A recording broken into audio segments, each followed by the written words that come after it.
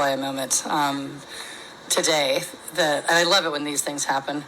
But oh my God, I saw this one already. This is nut balls. Make sure to enunciate because nobody in my camp actually believed me. But okay, lay it on us.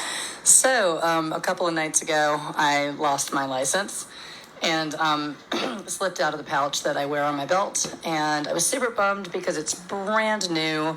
It's a real ID. It's a commercial driver's license. It's more expensive than the other licenses. Oh, commercial. Yeah. That's big stuff. You get .01 is the limit on the commercial. You have one drink and you're gone. .04. If it's Class A, it's like 1 or 2. But and that even counts if you're not driving commercial load. That's yes. if you're just driving your own car. Oh, of course. So yeah, I lost it, and I was just last night I was saying that even though you've got your license. Your address on your license. For some reason, lost licenses never make it back to me. I know. You just put them in a mailbox and they get to you, but I've never had one come back to me. I've only lost one, though. So I was super bummed. But then I got a text from my roommate, my San Francisco roommate, today, and she said, "I have your license." How the hell? That's amazing. No, they must have found your address and gave it to her, drove to San Francisco. No, it's even weirder than that. It's even weirder than that. She's out here. I have not seen her. She said she was about to go on the radio last night, and so some random guy walked up to her and said, BMIR. And said, "Hey, right here, this happened." I think. And put a license in her hand and said, maybe you can announce this. And she looked at it. And it's her roommate. It's your license. So 70,000 people out here, and he puts my license in her hand. Oh, that's just that's crazy. No, Nate wouldn't believe it. He said no. A solid state. He said no. That's full of it. No. Do you want to hear a weirder one? You're just trying to get likes. I don't know if it can get much weirder, but you try lay it on me. Oh, I do have a weirder one. Things like this happen. I mean, this is my 15th year working. I think it's my 19th year overall. Working. Yep. Yeah. And so. Did you get your stripes? Oh, yeah. I got my stripes. Got my 15-year chevron. Hey, right on. So a few years ago, I lost my keys and my credentials somewhere on a walk, and I tried to go back a couple of days later and retrace my steps and see if I could find my keys and my Lammy.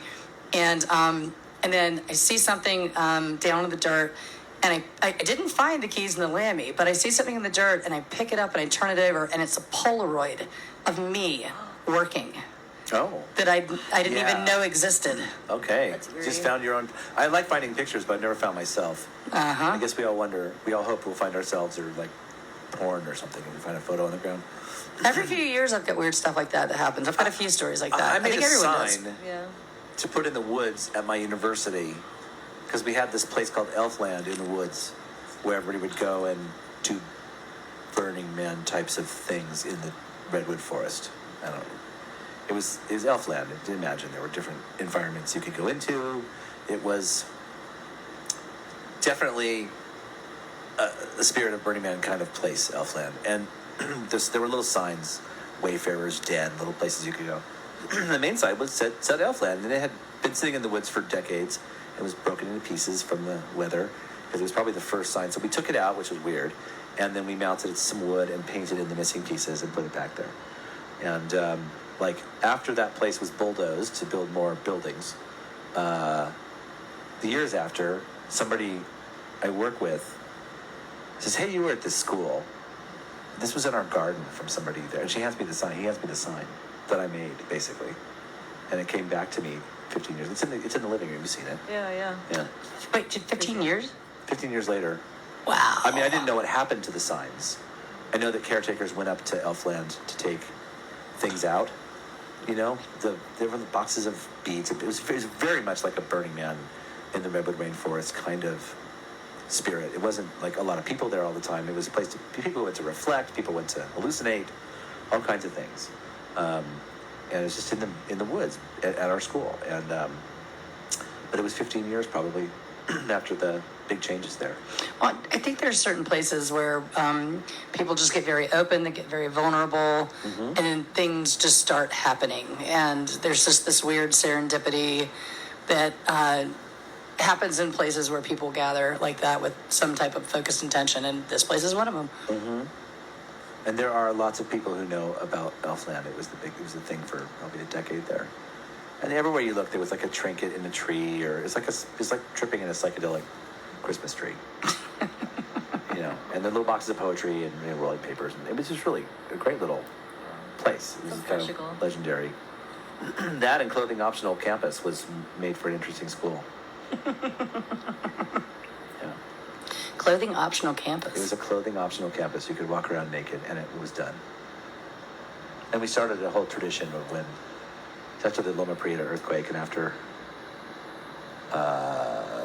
we had a bunch of time off school for a few days because everything was broken, and eventually we did this big naked walkabout with hundreds of people walking across campus naked. And now there's a whole tradition that turned into something called First Rain, where the first rain of the year, everybody runs out of the dorms naked and runs around in the rain. Did the pants cannon ever make it there? No, what's that? The pants cannon? No. Is it a siege Ooh. engine? Oh, the pants cannon was a wonderful, wonderful thing at Burning Man, full of shenanigans. Where, yeah, basically, can I say things on the radio? You're doing it right now. Shirt something for the people Oh, who yeah, wear. yeah, you can say shirt cock. Okay, yeah, shirt cocker. Just want to make sure.